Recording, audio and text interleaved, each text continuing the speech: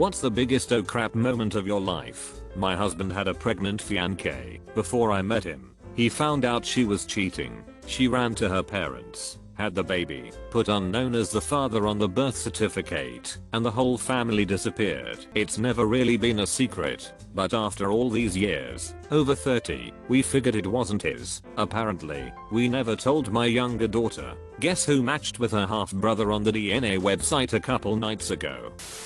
When I was 25 or so, I met and slept with a woman in her mid-40s. She told me she was divorced and all of that. A few months later I started seeing a girl who I really liked. We got on and things were going pretty well. So I get invited round to her parents for Sunday lunch. We get to the house, and she introduces me to her mum and dad. Lo and behold, her mum was the woman in her 40s I'd slept with a few months previously. The only thing running through my head, and hers, was oh shosh. I genuinely don't think I've had a bigger oh sh moment in my life. I felt like my balls jumped into my stomach, while my stomach near fell out of my ass. Needless to say, that we never told my girlfriend, and I was sworn to secrecy for life by her mother. I was very young, 9 years old, from a strict Catholic school. For the last period of the day, I felt the need to pee badly. Asked the teacher to excuse me, but she wouldn't allow it. We were all asked at the end to stand up and say the closing prayer. I couldn't hold on much longer. Halfway through the prayer, I lost control and was pissing myself. It soaked my socks and made a pool on the floor. No one noticed. I was the tallest, so I was at the very back, but I waited for everyone to leave by pretending I was busy cleaning up my bag and walk shamefully back home. Next day, my pool of piss is gone. When my firstborn died, it happened right at birth. I was in my mid-20s, and I think it changed me in many ways. The same could be said for his mother, my wife. This was 25 years ago. Not a day goes by I don't think about him. My whole outlook on life pretty much flipped. Same thing for my parents. Neither one ever talk about it, but I remember my dad saying only one time that one of the most sobering experiences he's had is carrying out that extra small casket, and the only thing my mom ever said was that one super particular scene from the original Pet Sematary when Gage gets hit by the truck and his little shoe is just rolling in slow motion for a couple of seconds. She says that makes her think of losing her firstborn, and it still upsets her if it happens to be on. Dad sent a group text to my brothers and I, saying things would be over for my mom soon. She'd been fighting cancer for most of my life at that point, so when I read it, I assumed he meant she was coming home from the hospital and got really excited. Luckily I was at work and showed it to my manager, who called me an idiot and told me to get to the hospital immediately. Thanks to him, I got there in time. I was returning to college after a school break. It was like worst day ever. I'd lost my wallet, which had all my money and a plane ticket to see my mom in it. I also had just broken up with my very first boyfriend, so lots of drama going on with that too. It was snowing really bad, but I had to get back to school because I had a final to take the next morning. The snow was really deep and my car was a tiny Ford Festiva. I was following a slow moving semi, knowing that he'd block some of the wind for me, and his back lights made it easier for me to tell where the road was. Some jackass in a monster truck just blasted past us in the fast lane, causing my car to shift sideways. Next thing I knew, my car was hydroplaning 360 degrees on the highway. At one point I was facing incoming traffic with another semi bearing straight down at me. I literally just closed my eyes. I knew I was going to die, and I couldn't watch. Next thing I know, my car zips backwards off the road and down a steep hill to where it finally came to rest in about 3 feet of snow. So there I was, 18 years old, just broken up with my first ever boyfriend, wrecked my car. I didn't have boots or a coat. Without my wallet I couldn't pay for a tow truck. I wasn't going to get to see my mom for Christmas, and to make matters worse, it was midnight in the middle of the air of nowhere. This was before cell phones, so there was no way for me to contact help. I just laid down my head on the steering wheel and cried. No worries though, the story ends fine. A truck driver saw me wreck, and he pulled over and came down to see if I was okay. He ended up giving me a ride all the way to school and gave me money to get my car towed the next day. By the time I got home, my roommate had found my wallet in her dirty laundry basket. The truck driver didn't want me to pay him back, so I ended sending him funny Christmas cards for several years until he moved out putting in a forwarding address. He was truly a rock star of a guy. He saved me that night, literally. I was driving on a 2-lane road headed eastbound and a tractor trailer coming westbound. I came to a stop waiting for the truck to pass so I could make my left turn onto the ramp leading to the main highway, and the truck swerved into my lane super abruptly. I thought that was it for me. I'm so lucky I reacted as quickly as I did. No damage to me or my vehicle. I stared at certain death and just merely slipped from its view. Scariest moment of my life. I have 2 small children and a husband at home. I pulled over on the side of the road and processed for a minute. Went straight home and held my family. So relieving. I can't imagine leaving them. This became a bit of an urban legend in our town, but I knew the girl this happened to personally and don't think she was lying. Apparently this girl was getting stalked by an older man when was 13. He made inappropriate comments to her in a park, followed her after school, etc. She told her dad, but they couldn't find the guy and neither could the police. One night, she noticed the man was outside the window at her house. She woke up screaming and called for her dad, who was up in an instant running outside with his shotgun. The guy tried to get away, but the dad held him up at gunpoint. The dad made the perv walk into the family's horse stable, country town.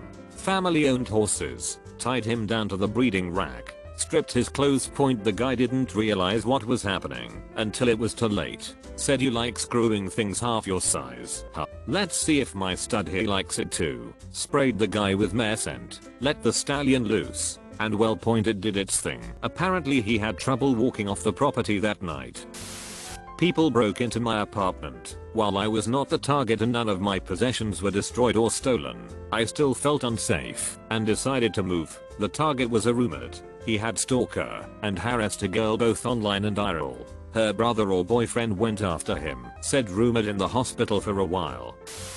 Driving to the ER one night because I was having a gallbladder attack. It started when I was at home, and my husband refused to drive me to the hospital because he was tired, and I was not allowed to call the ambulance because that would be too expensive. I drove myself because that voice was telling me, "You've got to do this." At one point I almost passed out and nicked my car against a bridge driving into the city. I get there and have to park and walk, and I get to the front door and feel like I'm about to collapse. The receptionist took one look at me and was ordering staff to get a wheelchair and got me back there. Apparently I was grey. Ended up having to have an emergency surgery which was also horribly botched because they cut the artery, claiming it was an anomaly. So I nearly died from the whole thing.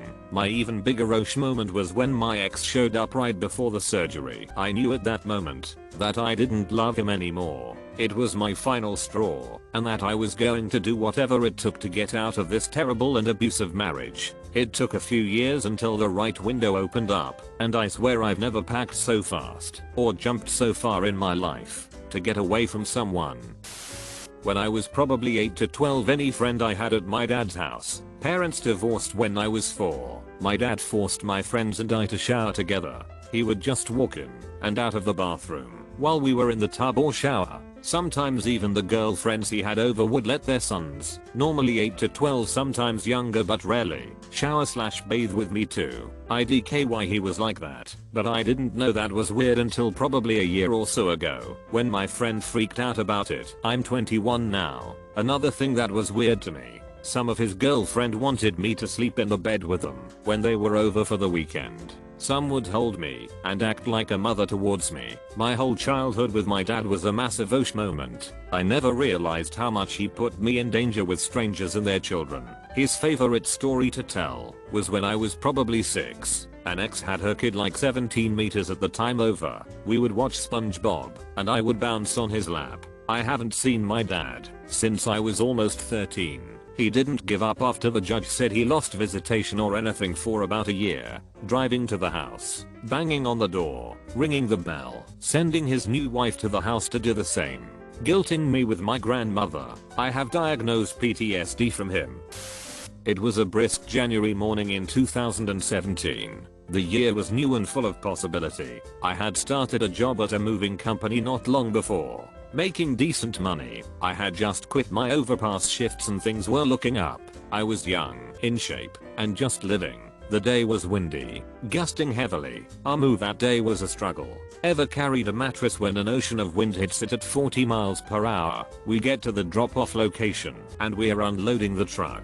Side driveway big enough we can park in parallel with the garage to try and block some wind with the truck. I grab a dolly, hand truck, and my coworker, tipped back a set of metal lockers, the 5 feet tall skinny kind from high school but flat bottom, old beat up and rusty. So we go down the ramp, me holding the dolly, my guy holding the lockers to keep steady, hit the ramp, and feel the wind. But we keep it steady down the ramp. We start walking to the garage to get behind the truck when one more gust hits the broad side of the lockers, sending them tipping.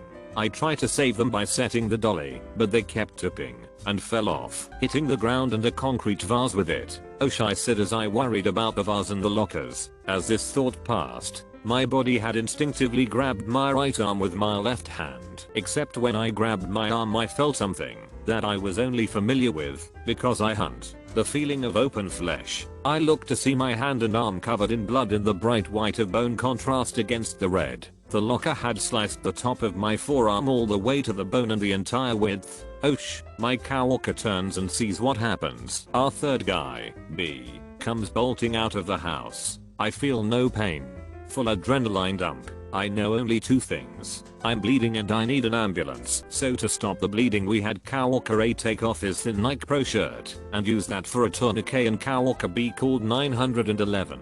I had been applying pressure and got a rag on it and continued to hold pressure. Coworker A sat on the ground and I sat and leaned against him as he held the tourniquet tight. Coworker B dealt with calling the shop managers, homeowner, who was away closing on their old house, and all that. We waited and let me tell you, those sirens were the sweetest sound in the world. Make it to the hospital. Emergency surgery. Doctor said it was like sewing ground beef together because all I cut was muscle. Was extremely fortunate to not cut my nerve through there, so I was able to keep use of my hand. Recovery took about 4 months. Incredible team, with official release on May 17th that year. I continued moving furniture until I topped out pay-wise a year later and moved on when the company lost their franchise rights. I work in the trades now, use my hands daily, and overall minimal effects from that. Loss of ROM and stiffness soreness, but I didn't lose function or bleed out, so I'll take it. That is my biggest OSH moment, the moment I cut my arm in half. I won't name them, but if they see this, they'll know who they are. Coworkers A and B, I'm forever grateful I worked with you that day. Thank you. And shout out to all my medical staff, surgeon, physical therapist, you all made the difference in my recovery.